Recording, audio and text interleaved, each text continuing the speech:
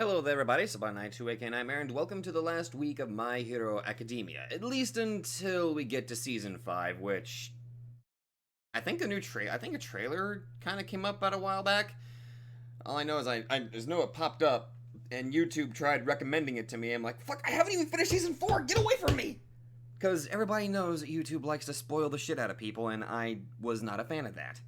Thankfully, I didn't really see anything, I just saw, I think... The thumbnail has had a picture of Izuku on the front, which, come to think of it, that's probably not very spoilery at all, but I know YouTube tried recommending me the trailer for Season 5. I'm like, God, let me finish this season first. I kind of lost track of what I was thinking about on that one. Anyway, from what just ignoring the whole trailer thing there, it looks like, from what I understand, I was told that this episode and the next episode are basically the end of the season. However, we have two OVAs that I'm going to tack on to this while I'm at it. Because why not? Let's just finish this all in one go, which probably means I'm going to be mentally drained as fuck. I mean, there's a reason why I stopped doing 4-episode binges, because I just become mentally fucking drained at the end of it.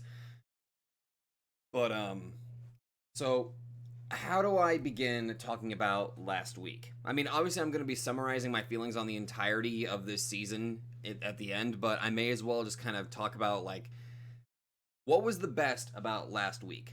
Besides our good boy Gentle and La Brava, which we learned what their quirks are. Elasticity, and La Brava is the power of love! Utterly delightful. Also, I liked just from an outsider, from just watching the Izuku versus Gentle, it was hard to sit through because I found myself siding with Gentle so much, but I'm also siding with Izuku because, oh god, Eri, she needed to be happy, but god, man, they did such a great job making you root for both people while also not wanting the either to succeed, because we know what's gonna happen if the other one succeeds. But I like the inclusion of Gentle's past as well. Just showing the ramifications of somebody using their quirk without, a license and all that stuff, because him trying to save somebody ended up obstructing a hero, causing the accident to be infinitely worse. And seeing this guy who has, this ideal being brought down to this path of villainy, it's sad to watch. And we even learn a little bit about La Brava's past as well, and why the two are just such a cute pair together. Everything about that was just, it was heart-wrenching too. And, oh good god. However, it did highlight that there is problems with hero society, and I liked that ending little bit where they're where they're being interrogated, kind of, and they openly acknowledge and give me this hint of a possibility that there is a chance for both of them to turn around and maybe come back. I would like to see Gentle and La Brava come back, preferably just because I like them so much. Oh god, I need this so much. Now, let's get to the meat and let's get it to the good stuff here. I mean, not saying that Gentle and La Brava aren't good. They're literally best couple. But the school festival, the thing that I feel has been absolutely necessary ever since the overhaul arc. This moment of just happiness being given to not only the class 1A, but everybody else, even all of the other classes.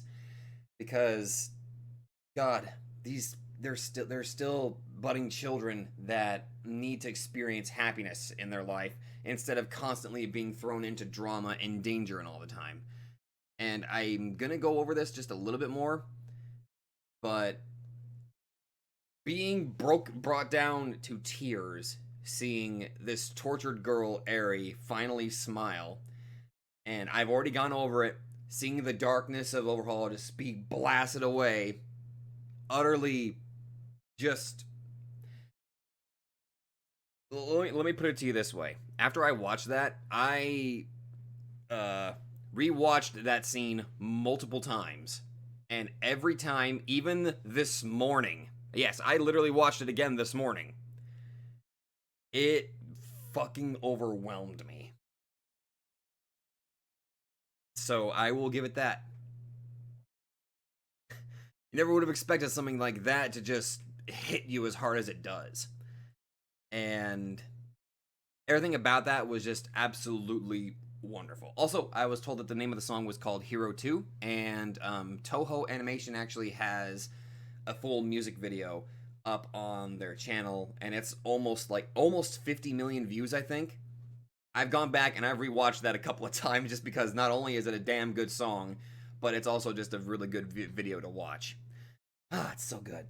Anyway, well, one word they're going to cover in these last two episodes, and I think I was told what the OVAs are going to compass. I think they're supposed to take place before or after the provisional license exam. I'm having a hard time remembering. Anyway, let's just throw ourselves in. All right. So, today's episode, we got to see the Hero Billboard chart, and we got to see the top 10 heroes.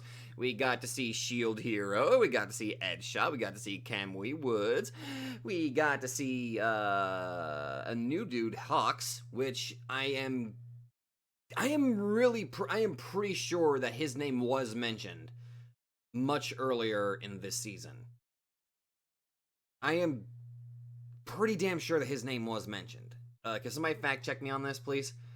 Also, Endeavor giving off a very clear, concise speech, which I felt like it was incredibly fitting, and, well, it was actually quite good. Got to see some interaction with this Hawks dude and Endeavor, and needless to say, Hawks definitely comes across as pretty fucking cocky.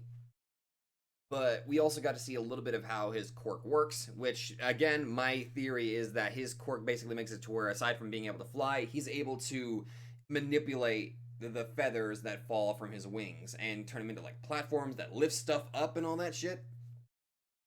Which is actually pretty damn dope, or just make them act like bullets. However, we've got this sort of rising problem going on with this discussion about meta-human liberation. As well as the return of the Nomus. Delightful. As well as the fact that the Nomus are now smarter, as this one literally started talking. Which kind of goes to show how scary the Nomus are starting to become. And it also worries me, like, how far are the villains going to try to go with these Nomus? If this one's able to talk, they might be able to get it to the point where they can even disguise themselves as actual people and hide in plain sight. If they're able to talk and are capable of intelligent speech, it's legitimately concerning. However, it looks like we're going to finally see Endeavor in action once again, because I still remember how he fought the Nomus in, oh god, which was it? I think it was... I think it was season 2, if memory serves, whenever he was fighting the Nomus. Actually, shit, it was the Nomus. There were Nomus in season 2 and season 3, because in season 2, aside from the Nomus, there was also Hero Killer Stain. And I remember what Endeavor did. He grabbed that Nomu by the head, burned it to such an extent that his fire, like, just... I have to kind of go back here, but I know he made the flames so goddamn hot, he melted the Nomu's head off. And, oh, another... I need to go back and rewatch that. I need to go back. I guess I know what I'm doing tomorrow. I'm going to rewatch season 2 just because it has so much good shit to it. But I do remember that moment. However, it looks like I'm going to be able to see him fight again, although this time it's under a different, like, it's different circumstances. Like, now he's actively going to try to play the part as the #1 hero, which is good in my opinion. At least he can start making amends, kind of, and start making up for the shit that he's done. That's good. Not forgiven, but good that he's attempting it. I will give credit for that. So I'm very hyped to see kind of how he handles this battle against this clearly more dangerous Nomu in the next episode. So, if you guys don't mind, I'm gonna. Right, one more thing. Eri is now going to be staying at UA for a while. It's good. Oh, that's so good. Give her a good life, people. Give her, make her happy. Make her happy. Happy, please. Please make her happy. Anyway, I'm gonna go jump into the next episode, so I'll definitely see you guys there. Hello there, everybody. Sabana928 Nightmare, and we are now on the quote-unquote final episode of Season 4 of My Hero Academia. We still have 2 OVAs, which I'm going to try to watch after this, because what I'm going to be doing different about this particular episode is after I have relatively completed this and given my final thoughts on this episode, I'm going to immediately go over my thoughts on the season as a whole. This time, to make it a little bit easier on me, I went ahead and tried making a much better outline of sorts, so that way I can keep my thoughts relatively together as I'm sharing my feelings about how I felt about the season itself. Granted, it's very much incomplete because we still have this episode to go through, but I'm going to try to keep everything relatively together. So, how do I describe last episode? We got the official confirmation of Endeavor as the now #1 hero, as well as how he personally feels about it, as well as the introduction of a few new heroes like the Shield hero, the Megalopunny, and a dude named Hawks, which I vaguely remember that he was actually brought up a bit earlier whenever they were talking about which agency they were going to go with. I'm pretty sure they already stated that Tokiyami was actually heading into his agency. So, and Hawks did kind of basically Hawks' discussion and telling him about how he took Tokiyami under his wing, kind of literally under his wing, just reminded me like, oh shit, they did. His interactions, as well as showing a little bit of what his quirk is like, controlling his feathers. I'm hoping I'll be able to get a little bit more details about this, even if this is the last episode. But his interactions with Endeavor, he's making a very visible effort to try to be like a better hero. Like that's pretty obvious. That's good, I think. However, much more importantly, there's an obvious problem. There's now threats of a updated or remodeled Nomu that are being developed across the country, which, by the way, thanks to Hawks, we learned that the Nomus are not an isolated incident. There's rumors going around about there being Nomu possibly in the entire country, which really makes you think about how deep the whole League of Villains network is, and how much of it was probably already put in place by All for One. Like, the dude's been around for like a very long time. It makes sense that he would have little spots throughout the entire country that's got him set up and like, okay, even if I'm gone for a little while, at least my protege will be able to handle this while I'm locked up.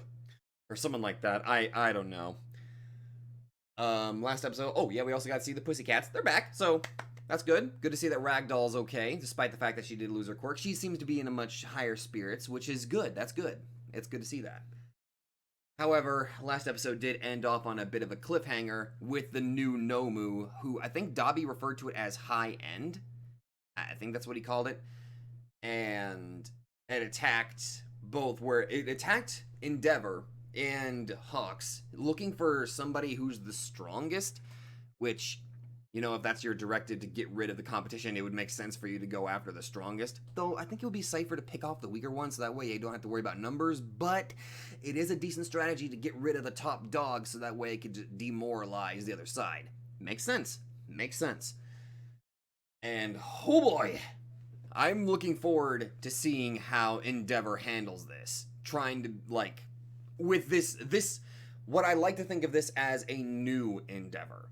Like a budding Endeavor that is trying to be a hero for hero's sake, rather than a selfish desire to be beating All Might.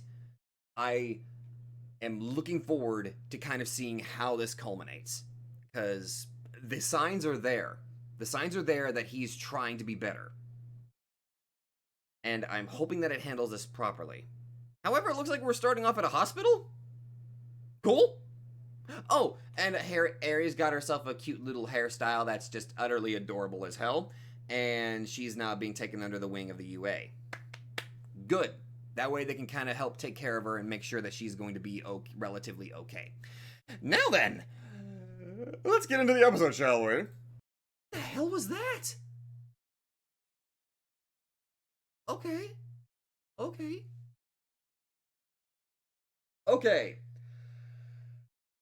Oh boy.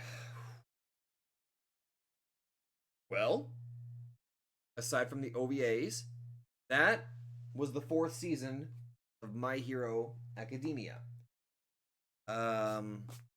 While I've got my thoughts fresh on what just happened there, so that final scene before we get into discuss what happened with Endeavor, which I feel like we could probably go over that whenever I go over my initial thoughts over the entire series or season.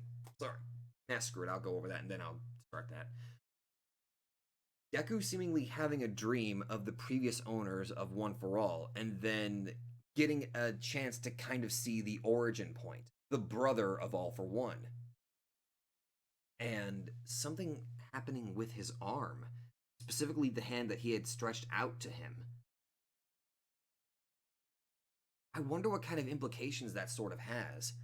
Like, again, I bring this up. In Season 2, we got a glimpse of the previous owners. That Izuku was able to kind of get a glimpse of the previous owners during his battle at the tournament with his battle with Shinso. We got to see that. So having this dream where he got to see the original his predecessors again, and then seeing the origin point, like, I wonder what sort of implications that kind of has for Izuku. Like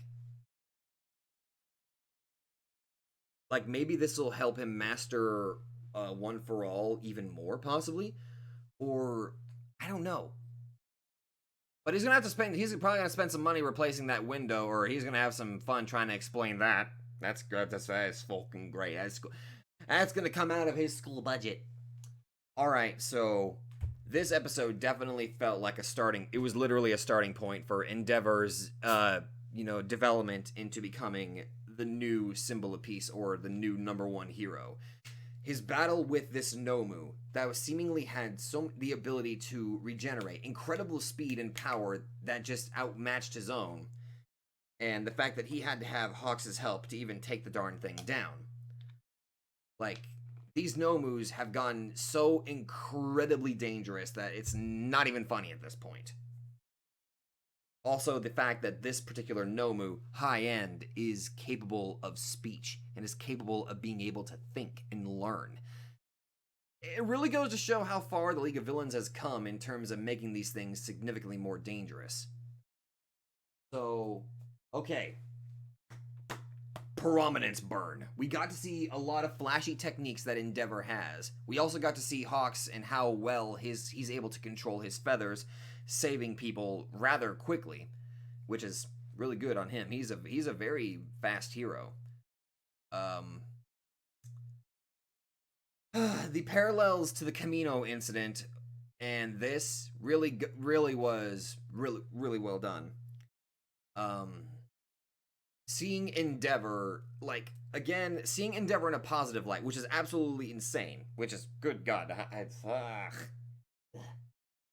but one thing that just his battle with the Nomu there. I'm getting scatterbrained here. I'll keep my thoughts much more concise whenever I get to the actual outline here. Him exploding in such a supernova-like fashion, but raising himself high up into the air enough to where it would not damage any buildings around him. First off, good thinking on him. Really comes to show that he's actively trying to he's really trying to be the part of an actual hero. So I will give kudos to Endeavor on that. I'll admit, I tried not to interrupt during that entire encounter because it just felt like it would have been very bad if I did. I realize some people don't like it whenever I pause to interrupt certain important things, and as it disrupts the flow of stuff like that. I've been trying to get a little bit better at that, while also trying to keep my relative commentary to that sort of thing. Plus ultra prominence burn. Not only seeing the comment like he's always hated this motto, but him shining as a hero, yelling that, was the epitome of hype as fuck. And everybody watching him, even members of his own family, and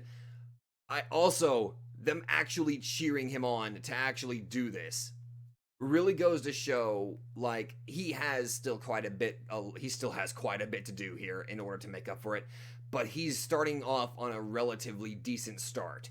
He's got a really good starting line right now. The literal episode is called His Start. So going back to the beginning of the episode, getting to see a bit of an update with Shoto's family and his mom, seeming like she has actually been doing pretty well at her recovery, which that makes me very, very happy to see that she's actually doing a lot better. And also that the rest of the family is trying to keep in contact with her. And that little moment where she stated that Endeavor has actually tried visiting her multiple times, it really goes to show that he's putting in the effort. He is putting in the effort to try to make amends for the crappy shit that he has done for so many years. God, it's probably going to take many years to ever... God, some of this shit is unforgivable. But again, I state my point that he's making the effort to change, and he's making the effort to make amends. And one really good step I think that really helps add it to him was that detail about how she had only told him her favorite flowers one time early on in their relationship, and he remembered that this entire time. That is a relatively good show right there. That's a really good show of character that he remembered it after all of this time, even though I don't know. I'm just trying to make the case that he's actively trying to be better, and I will give him credit for that. He still has a hell of a long way to go, though. But that little moment there was... it was really hard to sit through. But I think that moment of seeing that the family, that they were able to witness him actively try, and not only try to save people, but that just really goes to show that Endeavor really has... He's starting to become better. He's starting to become better. Also, you're probably going to need to go to the hospital if your eyeball just got gouged out, my dude. Holy shit, that was brutal as fuck. Ugh. I gotta say, that is certainly one way to end a damn season. That is certainly one fucking way to do it. I feel like it's a little bit... I don't know. I don't want to say that the ending kind of feels rushed. But you know what? This is a seasonal anime, so they're able to actually put in so much effort. I think the studio that does this is Studio Bones. Like, seriously, you guys animate this show. This stuff is so fucking good. I'm probably going to go back later and rewatch this entire encounter, just so I can properly analyze it in my own off time here. But that entire battle between Endeavor and the Nomu was really goddamn good. Alright. Now...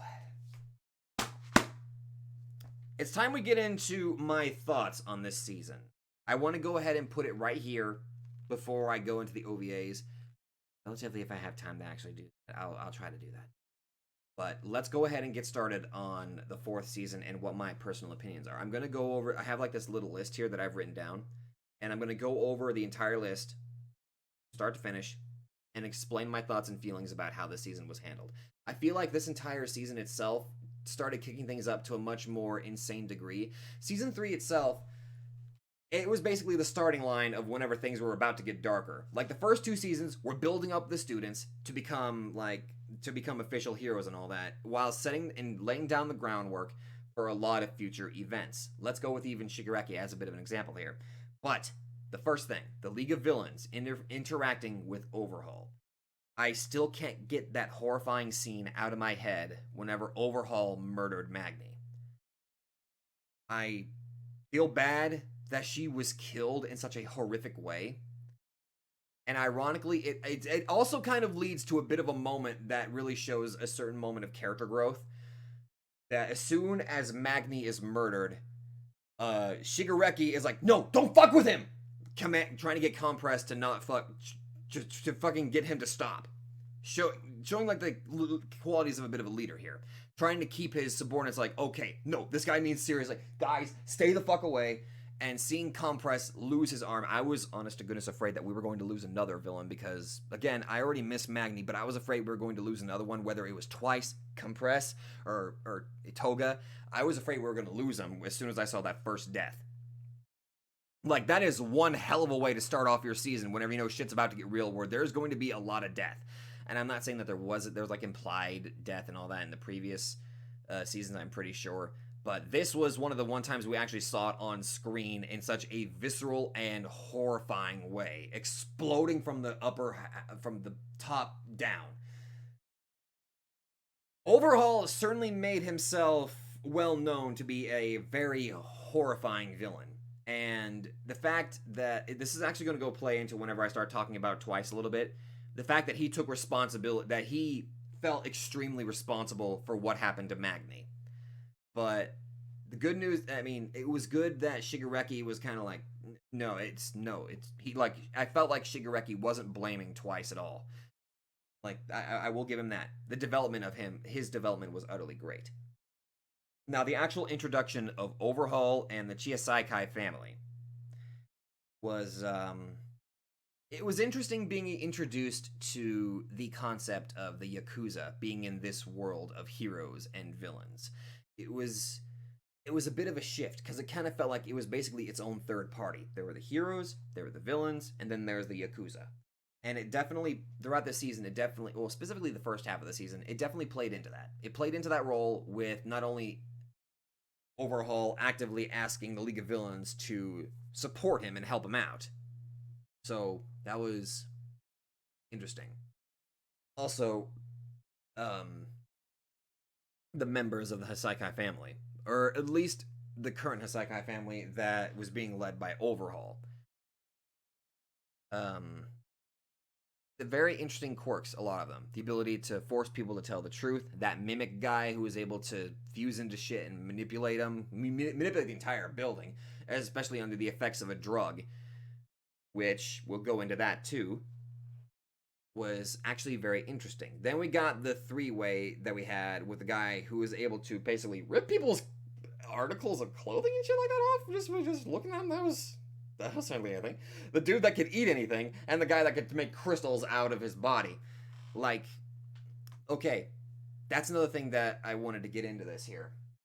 The variety of the quirks has been fantastic. It still surprises me how My Hero Academia comes up with such a vast variety of just so many fucking quirks. Like, a lot of them are just so damn good. But I liked the idea of the Hasaikai family. Like, just seeing what, because I put it into two categories. There's the original, and then there's the Overhaul version.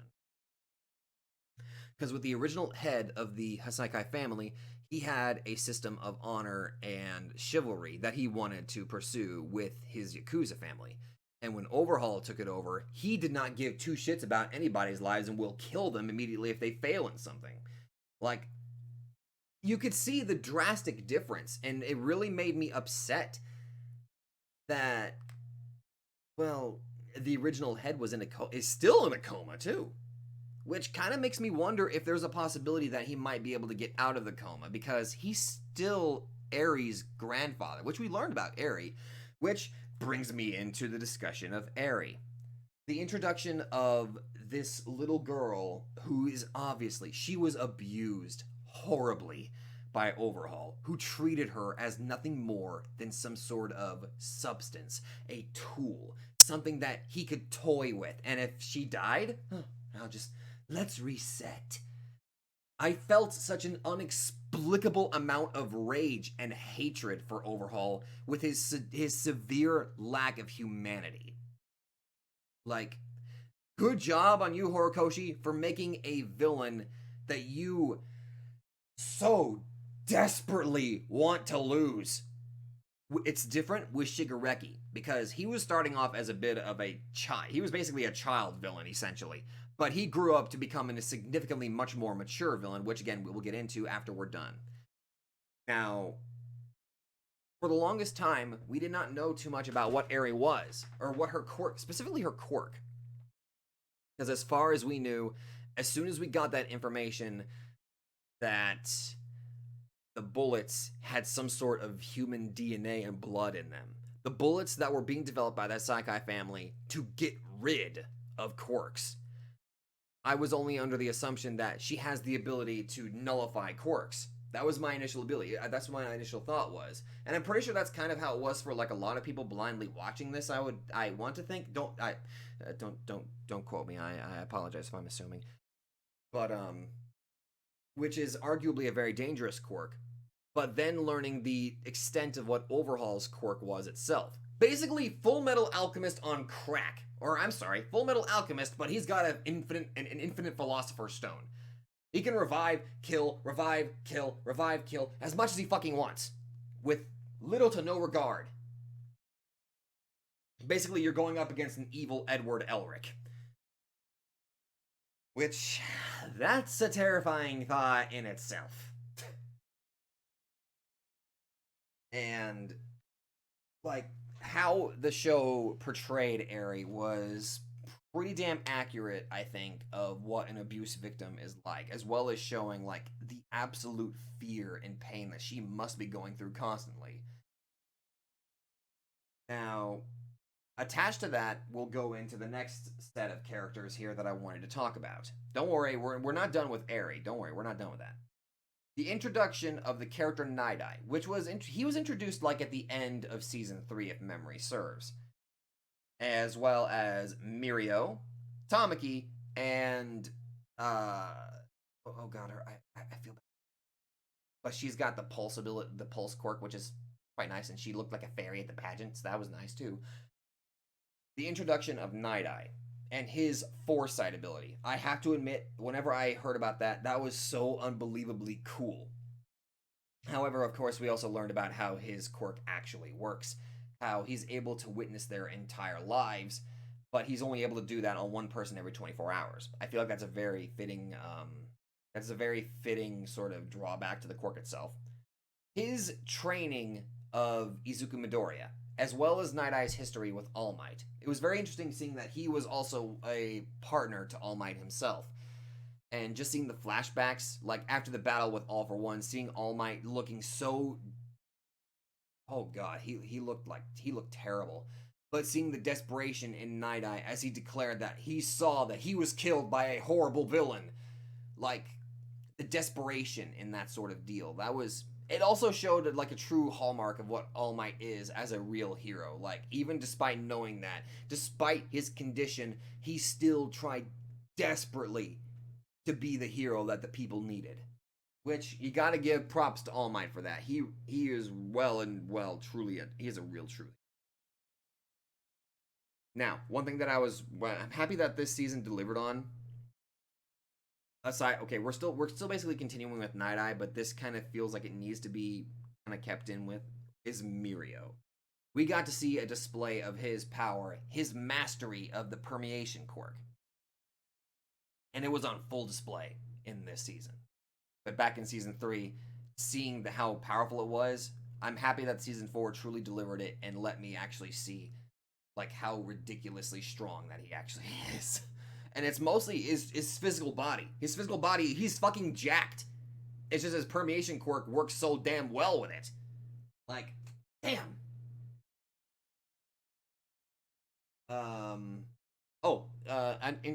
I got a bit of a bonus note here. The introduction of Centipeter, he looks actually pretty fucking dope, honestly. I actually really like his design. He looks cool.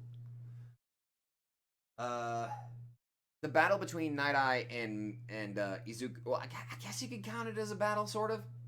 how Night Eye was essentially ascertaining Deku and kind of looking down on him in a way, because we know that Night Eye wanted Mirio to be the one to inherit One for All.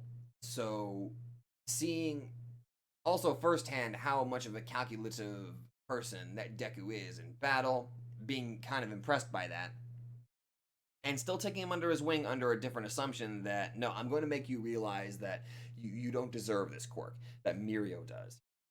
Like, that was, it was kind of scummy, but then again, you gotta look at this through Night Eye's perspective. He trained Mirio to be the one to inherit One for All. He felt that Mirio was the true successor, which I can kind of understand that. I can feel that. But come to think of it, can you imagine that if like Mirio did inherit One for All and all that? I mean, I'm happy that Deku inherited though, but I'm just trying to imagine like the combination of permeation and One for All. Can you imagine? But yeah, that introduction was actually quite nice, as well as learning what Sun Eater was of the big three, aka Tamaki. How he just has to eat something and he can turn his body into whatever it is, whatever he ate, which is actually pretty good. Which gets me into good boy Fat Gum. Oh my god, he is just Fat Gum is arguably like he's a delight. He's just a good, honest to goodness delight of a character. He's just such a he's such a huggable dude. And seeing how his quirk is just so good. It just fat absorption, like sure, why the hell not? He's so goddamn fat he can't take damage and shit like that. At least until we get to the actual raid of the Hasaikai family itself. Yeah, let's do that. But first, the fact that Kirishima was accepted to his agency. Speaking of Kirishima, yeah, seeing he did not just get one. He got 2 entire segments dedicated to him. Flashbacks and everything. Red Riot Unbreakable. Arguably one of the fucking coolest versions of just... Okay. First off, I think I've already made mention. He looks like a goddamn demon in that form. But my god, does it look so goddamn cool. He took a quirk, the ability to harden his body, and turned it into something that is just so unbelievably powerful. Becoming indestructible. Okay, not really entirely indestructible, but you get what I mean. Like, it was so unbelievably good. Also, one thing that, in his battle with that guy who took a drug that was actually referenced in the My Hero movie, it completely slipped my mind, and I feel bad that I forgot that. But the drug in the quirk enhancing drugs, the reintroduction of that into this season was really well done. Seeing this guy who could only make like small little blades out of his arm turning into like a pseudo moonfish kind of guy. You guys remember that fuckhead moonfish? That guy was terrifying. Ugh. God, I still. Ugh. I still feel kind of bad just thinking about how terrible his teeth are. Ugh. I don't even want to go to the dentist with that.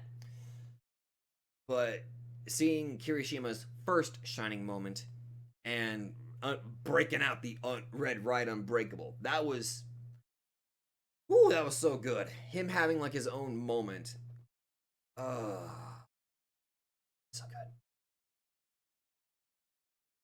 good. So right after that, we're going to go right into, let's see. Yep, I think it's time for us to go ahead and move into the raid on the Hasaikai family. Seeing all of the students working together with a bunch of pro heroes after they, realize that this little girl, Eri, needs to be saved. Like, that was a good moment of solidarity there. And as well as just the entire raid itself. So they're raiding into the building, and of course, because Mr. Mimic decides to have his own little bit of fun here, he screws up their building and makes everybody get all separated and all that good old happy shit. But at the same time, Twice and Toga are having themselves a little bit of fun. Okay, so in one of the first battles that I want to cover is Fat Gum and Kirishima versus Tengai and Best Boy Rappa. seriously, Rappa, oh my god, I love him to death. Okay, so with Rappa, we initially get thanks to Rappa, we actually get much more information about how Overhaul is how fucking dangerous his quirk is. But the battle turns out to be fucking great. Kirishima uses his red ride Unbreakable, but gets blasted back by Rappa because his ability to rapidly punch literally breaks off the freaking skin, and he had to harden his own blood just to stop it. Like, good god, man, that's gotta fucking hurt, no joke. But the combination of Rappa's attacks and Tengai's quote-unquote impenetrable barrier, or the ultimate shield. Like, I think Fat Gum put it best that it was basically a battle of spear and shield. Very accurate, very accurate. But seeing Fat Gum on full display versus Rappa, first off, just the delight between Rappa's like, oh my god, I finally get a challenge! Like, just seeing it was such genuine joy coming from Rappa that he finally got himself an opponent that he can actually have fun against. Like, he may be a villain, but he almost sounds like a bit of an innocent villain in that regard. Like, he just wants to have a good fight to the death. And just, again, like, his legitimate joy over being able to hit Fat Gum and him not going down. I was like, oh my god, I finally hear boss music. Yes! Like, I don't know. That's the kind of feel that I got from the dude. But, granted, I guess you can kind of, I don't know. It was much more defensive on Fat Gum's part because he kept on taking blow after blow. However, we learned that was basically part of his strategy, absorbing blow after blow, building up energy, and burning fat at the same time. And right at that moment, we get to see Kirishima lunge in to take another few attacks from Rappa, actually standing up and withstanding it. Just, I don't know. The development we got from Kirishima in this season was so well done. Because a couple of people actually pointed this out to me. The thing about there's I guess you can kind of put this in a parallel between Izuku and Kirishima. With Izuku, he immediately lunges into battle without thinking, but Kirishima has to actually try to move forward to get his body moving. So obviously that weighed heavily on him. But seeing him finally take that stand and stepping up to be an actual hero and putting more confidence in himself was really good. Was really good for his character. And right after that attack, of course, we get Fat Gum in his Fit Gum form with all the power stored up in his hand, one-shotting them all together. So, that's another one of those clips that I go back and I rewatch multiple times. I can't tell you how many times I've rewatched it just because it's so goddamn good and the music is great. Which ironically, after that one battle, it really leads to another one of my favorite moments where Rappa stands up. Tengai's like, no, we have to keep on. And Rappa knocks the fuck out of Tengai because Rappa is just like, hey, we got a first aid room over there. Take that kid. No, take that man over there and let's patch him up. Because, okay, first off, the fact that Rappa acknowledged Kirishima, and I'm happy that Fat Gum kind of pointed that out, like, Kirishima got not only acknowledged by a pro hero, but also by the enemy. Really solidifying Kirishima that he is a hero, goddammit. But also, again, just kind of showing the delight that Rappa is. Like, he's willing to show to the point where, like, no, like, seriously, I really want to fight you guys again, so I'm actually gonna help patch you up, okay? Like, just that entire exchange between Rappa and Fit Gum was just so good. Like, yeah, I ain't falling for it. Do I look like a liar? Because he's just so fucking brutally honest. I can't hate him. Rappa may be a villain, but I can't hate him. He's just so good. He's just such a well-done dude. Like, he's so brutally honest to such it's almost innocent with how honest he is, you know? Anyway, I need to stop gushing about Rappa here, but okay. But yes, that entire development of Kirishima, again, proving himself that he is worthy of being called a hero, was really well done. Really well done indeed.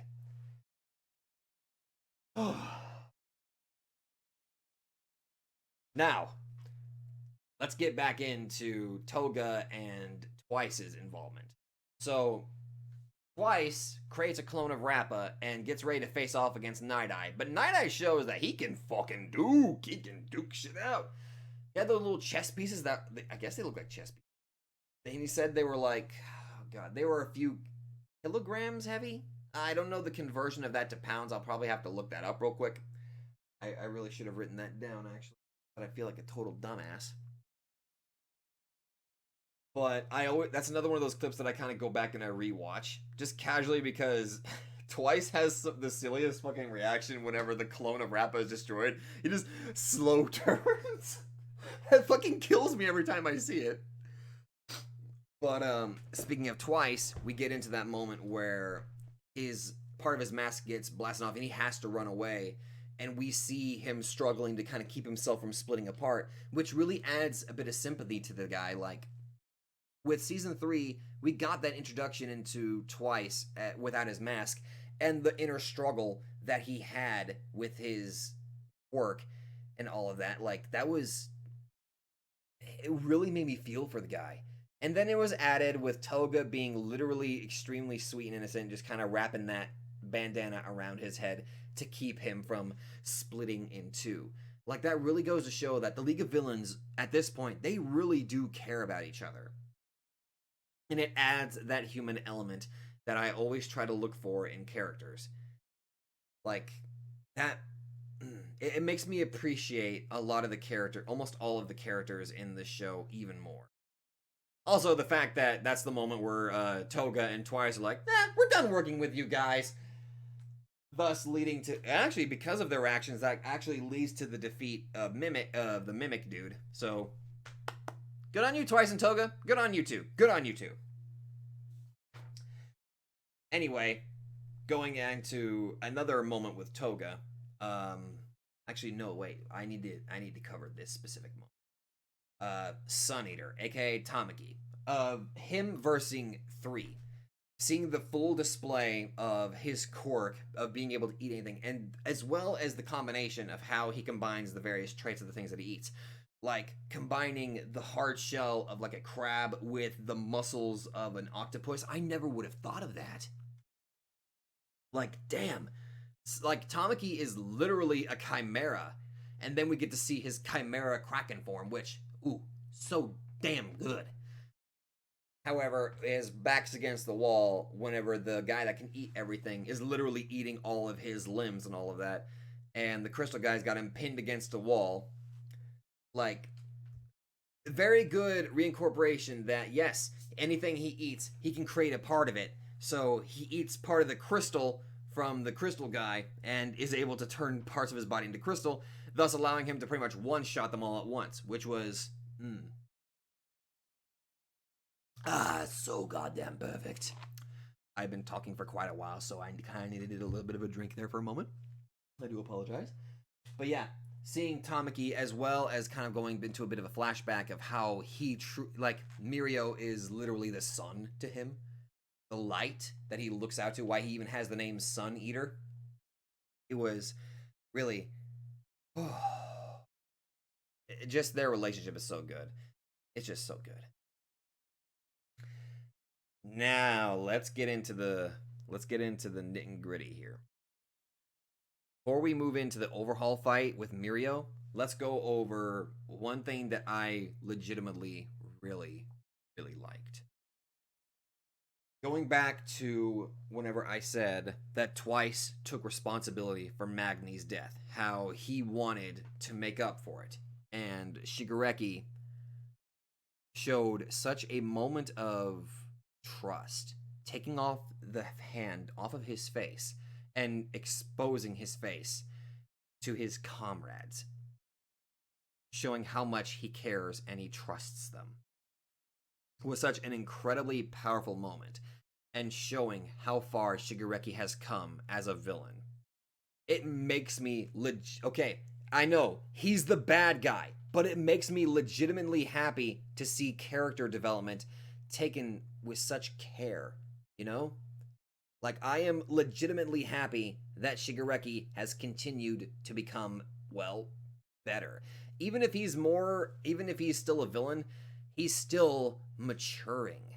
Like, he's becoming better, which makes me happy. He's not a petulant child. He's smarter. He's thinking more strategically. He's maturing in such a great way. Which, oh god, that's gonna make me hyped for if and when Izuku and Shigaraki inevitably duke it out, because Lord knows it's gonna happen. If there's parallels, I imagine it's going to be as grand, if not grander, than All Might versus All for One. I want to believe that. Now let's get into this. So Mirio is the first one to make it to Overhaul and Eri.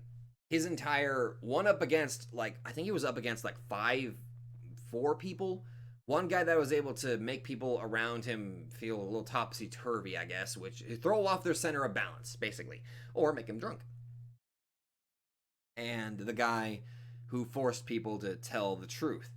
Like, that entire exchange was actually quite good, but seeing Mirio's pure, unadulterated determination to fucking say, no, fuck you, I'm saving the girl, like, was so unbelievably good. Like, I still go back and I still see that one scene where he tries to punch Overhaul, Overhaul dodges, and his foot goes through Eri's head and kicks the guy holding her, and he leaps perfectly and catches her.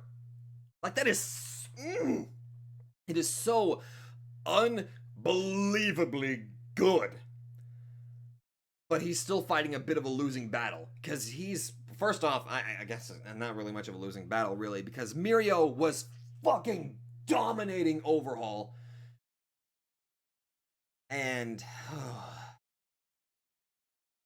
seeing him do whatever he can to protect Eri, it had me on the edge of my seat through that entire battle.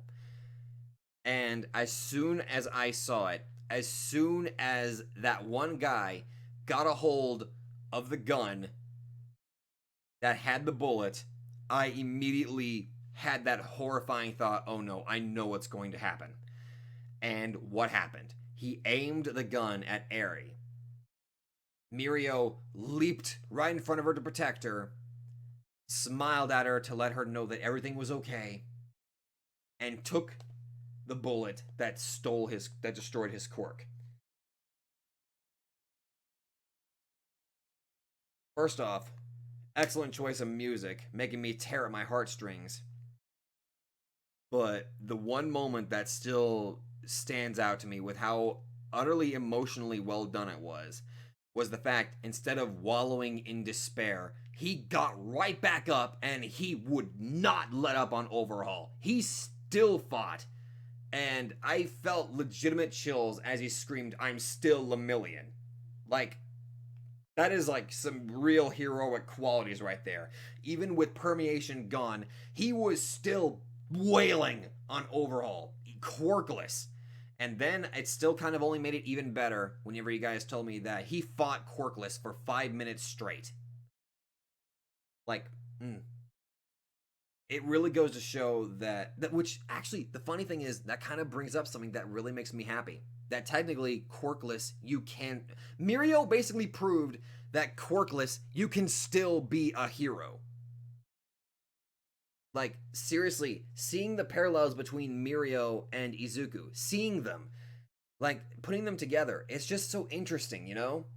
A boy who was quirkless, given a power, becomes a hero, and a boy who lost his quirk is still a hero. Like, that basically proved that even if you don't have a quirk in this world, you can still, you know, be that hero. Which was actually really well done. I really liked it.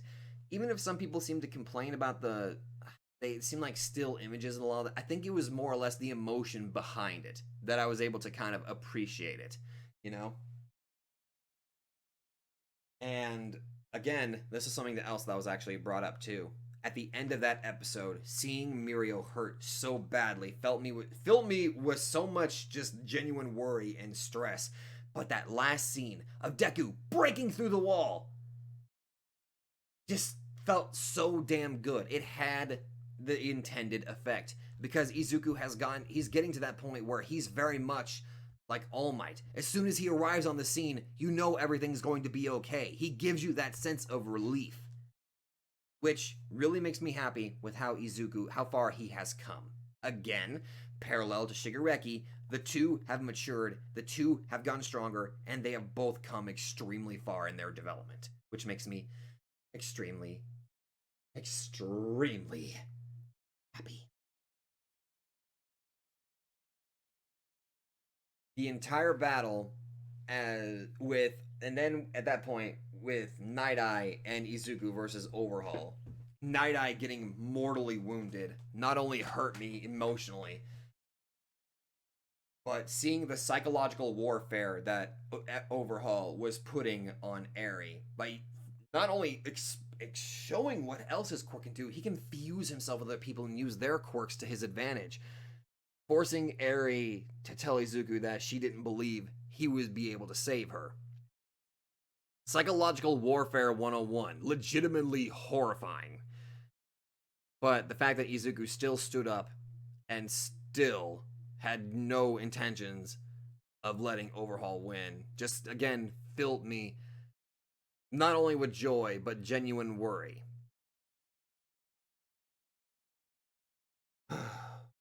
Also, we're getting to the point where we have that one specific piece of music that was playing called, I think somebody told me it was called Might Plus You. I think that's what it is.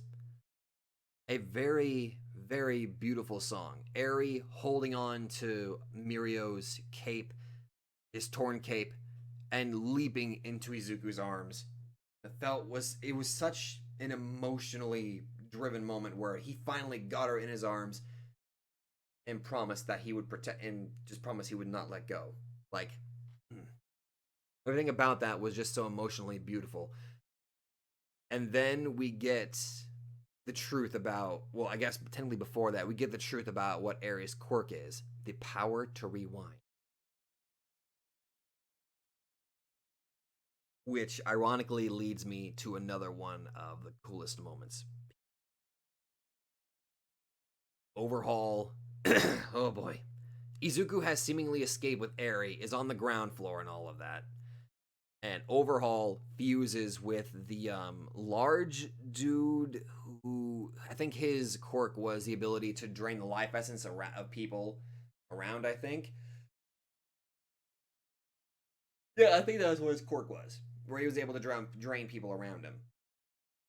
Fused with him, became like this horrific, fleshy, beaked monster. Which, by the way, I love. That's the one thing I loved the imagery of this show, like with Overhaul being depicted as this monster consuming the innocent Eri in that terrific darkness. Very good imagery on that. Very good.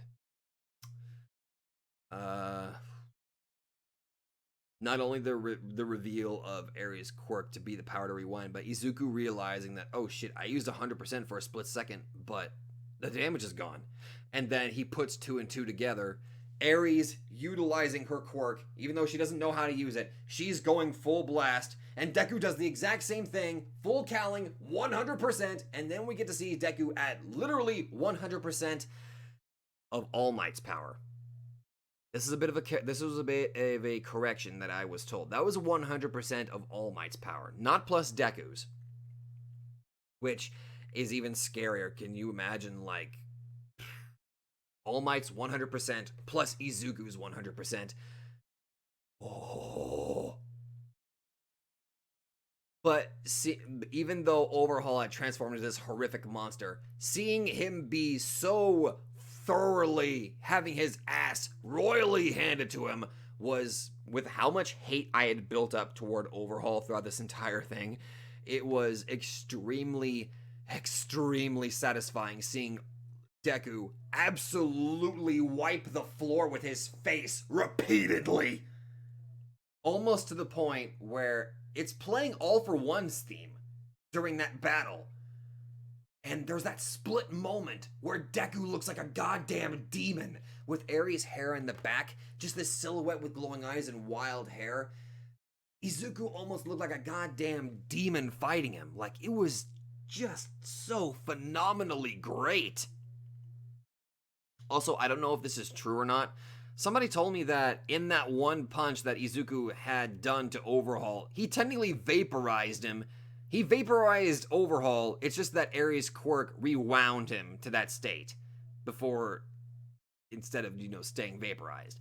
Which, I guess that makes sense if that's the case, because Aries can't control it, so it would rewind everything. So, yeah, that's... Oh, that was so unbelievably good.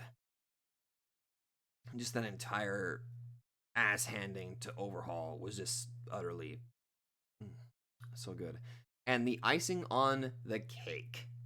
The icing on the cake was right as Overhaul was being transported. The League of Villains and Shigaraki is like, nah, we got a better idea. So, destroys the container that they're going, kill Sand Hero, I'm assuming, and, oh yeah, kill Sand Hero, obviously. And, Compress takes one of his arms as a very, very fair moment of revenge, and then Shigaraki's just like, I have an idea. Decay this arm. Oh no, if I don't cut this off, the rest of you is gonna decay. Lucky I've got a knife. Slice. And then, good old Overhaul, you can't use your quirk anymore because you got no arms. I gotta hand it to you, my dude Shigaraki. That was really good. Very karmic, very satisfying. Which again, really brings me to the point that I love how sadistic Shigaraki has gotten to this point. How much, he legitimately felt like a real damn good villain for that. It was really fucking good.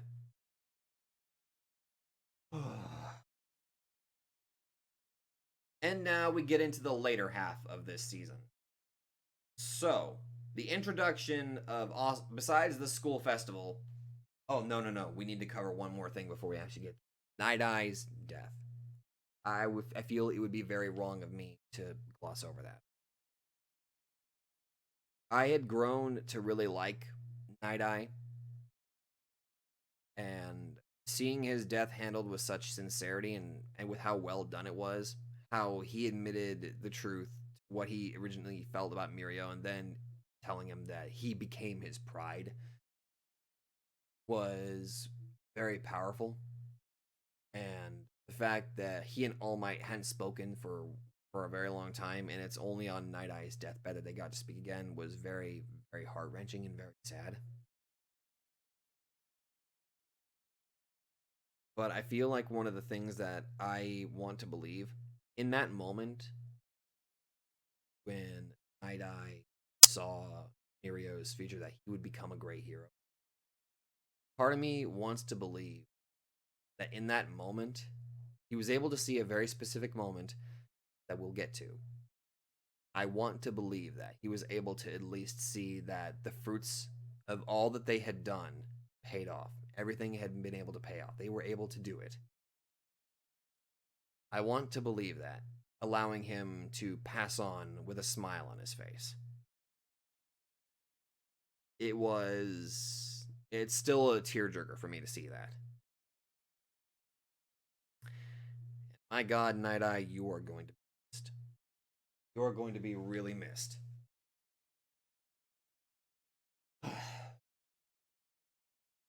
Poorly timed ending theme, I'll give you that. But let's get into the school festival arc. Eri is currently recovering, she's sick, and they're setting up a school festival, and it's a good idea that they invite her there so that way she can kind of be happy and experience stuff, because Lord knows she deserves to be a little girl. She deserves to feel happy instead of having to worry about being experimented on. I feel like this portion of the season was desperately needed. In my personal opinion, I feel like it was desperately needed, because I needed a cool-off moment. Also, I don't know how long I've been going at this. I may not be able to get the last 2 episodes out. Because I do have a time limit that I gotta master here. But you know what? I think it's fair that we can go and keep going with this. So, with the student festival itself, I felt like it was desperately needed, which allows me to segue into the introduction of Gentle and Robrava. Again, posh as fuck accent in the English dub. I love it to death. Seeing this gentleman Arsène Lupin sort of villain was an utter delight. As soon as he started bringing out the tea and started talking about tea, it was just actually pretty good. In fact, this kind of brings me up to the tea that I'm currently drinking in honor of you, Gentle. I am drinking Blue Mint, which is a loose herbal tea from Tea Forte. It's part of the Blue collection. It's not that bad, actually. If possible, I'll probably put that up in the Discord, maybe. I probably should have showed this off earlier, though. It's actually not that bad. Fresh brewed. The introduction of those two and his own form of villainy was a legitimate breath of fresh air, and it was a delight to watch. I'm not going to steal any. I just want to make YouTube videos. Like, he and Labrava were just so delightful. Granted, I did get a little bit of a misunderstanding about their age. Don't worry, they're both adults, so they're both okay. They're both, one's 20, one's 30. They're actually okay. So you know what? Real good on that. Real good on that. I'm happy for that. I was a little bit worried. But thankfully, I had nothing to worry about. So they had their plan to invade the the little school festival, of course, so they may be able to make themselves known to the world and all of that good shite. But unfortunately, if something were to happen at school festival, it would have to be cancelled, which obviously would be a bit of a problem. It would be a bit of a problem. So we have the confrontation of Izuku versus Gentle, and we learned what Gentle's quirk is, which is elasticity. He's able to apply bounciness to everything, including the air, and even able to make like these little platelets that people can just kind of bounce off in the middle of the air and ricocheting around, and he's got such a good mastery of it. It's absolutely delightful. And also, at the same time, we also get to see the utilization of Deku, who makes a callback to Season 2, flicking his fingers to release air shots. Like, I love that. I love the callbacks to Season 2, which it's fucking great. His pseudo battle with Gentle was actually pretty damn good, and as the battle goes on, we learn that Gentle isn't so much a villain. He just kind of strikes me as a bit of a jokester or a trickster of sorts, in my personal opinion. Or at least, during that time at least. And during that entire thing, the more I started learning about Gentle, the more I was sympathizing with him. He wanted to be a hero. He failed miserably. He failed, what was it, like 3 or 4 times the provisional license exam? And because of an incident where he tried to help save someone, it ended up causing them to be hurt even more. Which, again, really goes to show why there are provisional licenses in the first place. And why it's not good for somebody to use their quirks all willy-nilly. And all of that. Like, his tragic backstory really showed, like, the problems that Hero Society has, as well as why there are certain rules put in place. And seeing his sorrowful descent into becoming a villain felt real, and it hurt a lot. I felt legitimate sorrow for the guy. And it got to that point where I didn't know who I should be rooting for. I should be rooting for Izuku, but I also felt myself wanting to root for Gentle and Labrava, you know? And it's during this battle that we learn a little bit about Labrava's past and how it depicted her as almost being suicidal, and it was because of Gentle that she was able to get out of that funk, and the two being together just made things so much better, you know? Seeing that, I thought it was makeup, but no, she probably had problems with black stuff, or like the black linings around her eye. And what did Gentle do to make her happy? He did the same thing to his eyes. It was so heartwarming and sweet just seeing their story together. I legitimately feel for those two. And it's from that we learn what her quirk is, which is basically the power of love, declaring her love for someone, and the deeper her love, the stronger that person becomes.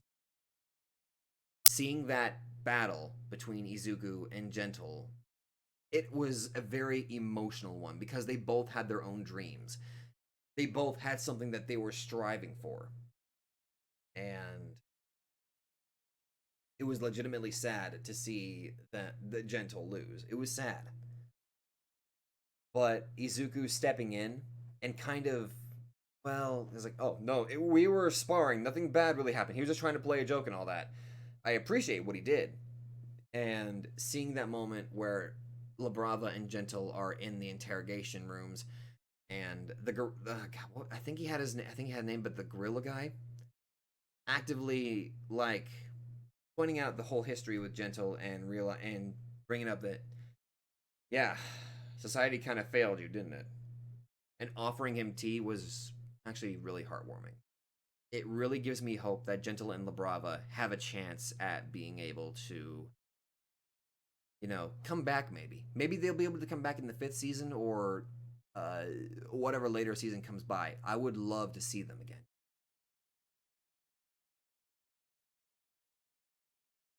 And now, getting to one of the biggest highlights of this season, I felt.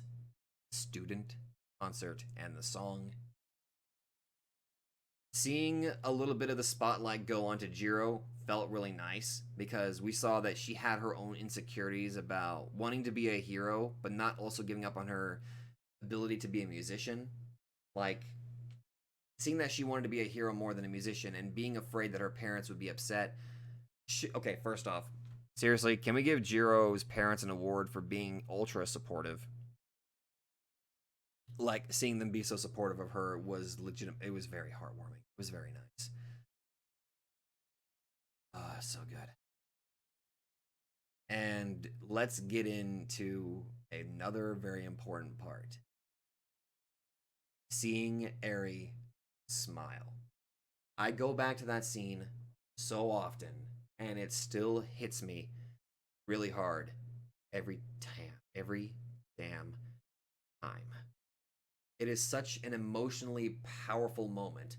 And it's done visually well too. Seeing that light grow stronger and stronger as the darkness of Overhaul is trying to keep hold of her, and then seeing the light blasted away, revealing Eri finally being able to be a child and smiling and having fun and being happy.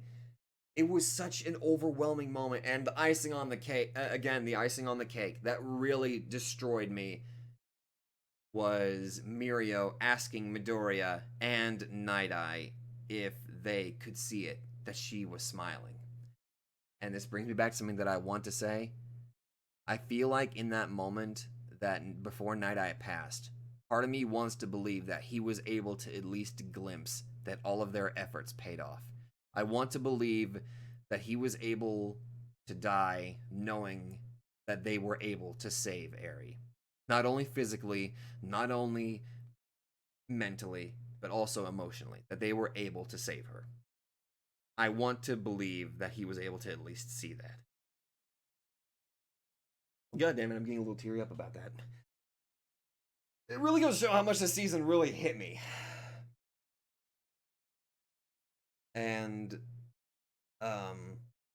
I kind of already went over my feelings concerning the evolution. I will dub this as the evolution of Endeavor.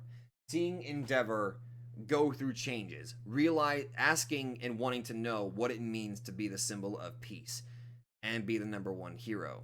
Seeing him again softening up a little bit, realizing his mistakes, and then actively taking the actions needed to try to become better. I will not deny this from him. I will accept that he has done a great job trying to be better. I will give him that credit.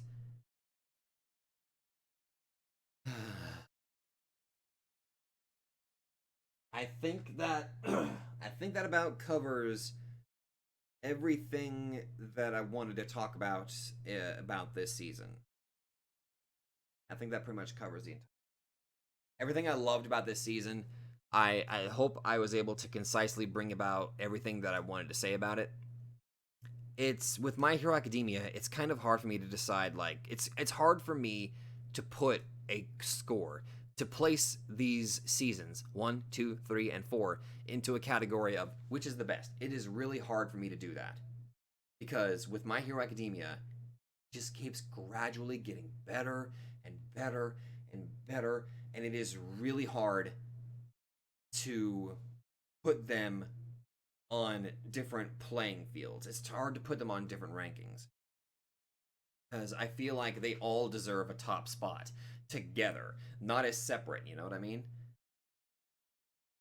Because this show does a great job focusing on all of its characters, it really it just feels so unbelievably good. And it really gets me hyped up for season 5.